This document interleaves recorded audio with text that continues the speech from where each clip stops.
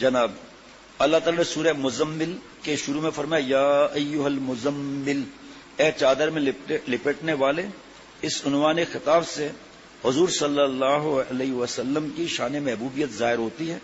کفار کی باتوں سے آپ صلی اللہ علیہ وسلم کو رنج ہوا، جس کی وجہ سے آپ چادر میں لیٹ گئے. جیسا کہ اکثر غم میں آدمی چادر اوڑھ کر لیٹ جاتا ہے. معلوم ہوا کہ ایک سنت یہ بھی ہے کہ غم میں بھی کبھی چادر اوڑھ کر لیٹ جائے. کبھی ہمارے تو خامخواہ جو ہے وہ غم اپنے اوپر لیے ہوئے ہیں. اب یہ ایک پرچہ ہے، کاش کہ ہمارے ساتھی لے لیں. ابھی ساتھی پرچے لے آئیں گے، جو ساتھی ہے جن کو پتا ہے اس پرچے کا، اختیاری غیر اختیاری تقسیم کر دینا. خدا کی قسم آدھے غم تو ایسے ہوں گے جسے ہیں ہی نہیں. جو اختیار میں ہے وہ کر لیں، غیر اختیاری کو چھوڑ دیں. تو ہم نے غیر اختیاری غم لیے ہوئے ہیں، پھر ہم تو ہر وقت چادر اوڑے ہوئے ہوں گے.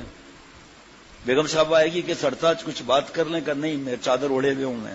یہ علماء بتائیں گے، محدثین فرمائیں گے، مفسرین فرمائیں گے کہ یہ مطلب کیا ہے اس کا.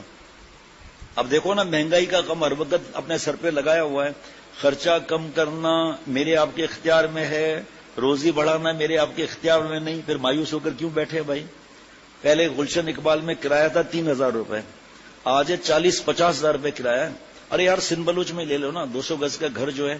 جب ہم یہاں آئے تھے 2023 میں 2000 میں، تو اس وقت میرے خیال میں 4000، اس وقت تو گھر بھی کم تھے. اب ہے 40-45 ہزار. تو بھائی یہاں سے موو کیوں نہیں ہوتے؟ اپنے آپ کو اذیت میں کیوں رکھا ہوا ہے؟ کم جگہ پر کیوں نہیں جاتے؟ ہماری بات خراب ہو جائے گی، بچیوں کے رشتے نہیں آئیں گے. بھائی تھوڑا مہنگائی ہے، آپ کے کیپیسٹی نہیں ہے، آپ چائے پیش کرو نا. آپ کیک اور سینڈوچ یہ سب اور اولاد کے لیے نہیں ہے. ایک صاحب نے مجھ سے پوچھا کہ فلانے کو میں ہدیہ دے دوں. مجھے ان کے حالات پتا ہیں، کیونکہ مشورے میں سب حالات جو بتاتے ہیں صحیح ہے. ہم کسی کو نہیں کہتے ہم حالات پورے بتاؤں. ان کو یہی نسخہ سمجھایا جو تفصیل نہیں ہے. اتنی دعائیں دے رہے ہیں پوچھو مت. کہ اس کو میں ہدیہ دے دوں فلاں کو؟ میں نے کہا دے دوں، اچھا آدمی ہے ماشاءاللہ. دوسری دفعہ پوچھا اس کو ہدیہ دے دوں؟ دے دوں. تیسری دفعہ چند دن پہلے پوچھا ہدیہ دے دوں؟ میں نے کہا بھائی آپ کے گھر کے حالات مجھے پتا ہے. آپ اس وقت بیوی بچوں پر کیا خرچہ کر رہے ہو اور اس کو ہدیہ دے رہے ہو آپ. اللہ آپ کی نیت پہ آپ کو ثواب دیں گے، گھبرانا نہیں. آپ جب آپ کے اندر ہے ہی نہیں تو کیوں خرچہ بڑھا رہے ہیں بھائی؟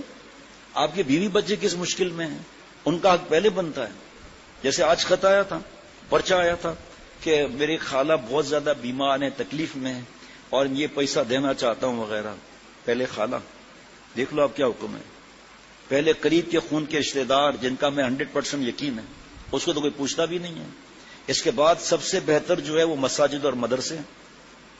اور جو آج کل کے حالات ہیں، جو مسلمانوں پر حالات ہیں، تو پھر اس کی بھی فکر رکھنی چاہیے. آج تو اگر جملہ بھی بول دو فوراً یہود و نصارہ غلام، وہ عنود کے غلام فوراً بس اپنی عقل لڑاتے ہیں. جس کو سمجھے وہ سمجھ کرے بھائی. جناب کیا بات ہے. آگے سنو. اگر لوگوں کے طنز اور اعتراض یا گناہ چھوڑنے سے، کسی حسین کو نہ دیکھنے سے، فلمیں بے حیائی غم ہو تو چادر اوڑھ کر لیٹ جاؤں. چادر اوڑھنا بھی سنت ہے، اور سنت کی ہر بات میں عجیب بات ہے. میں نے تکیہ لا کر حضرت شاہ الحق صاحب کے دائنی طرف رکھ لیا تو فرمایا کہ بائیں طرف رکھو. تکیہ بائیں رکھنا مسنون ہے. دیکھو حضرت اپنی بات نہیں چھپا دیتے، بائیں مسنون ہے جناب. اللہ اکبر.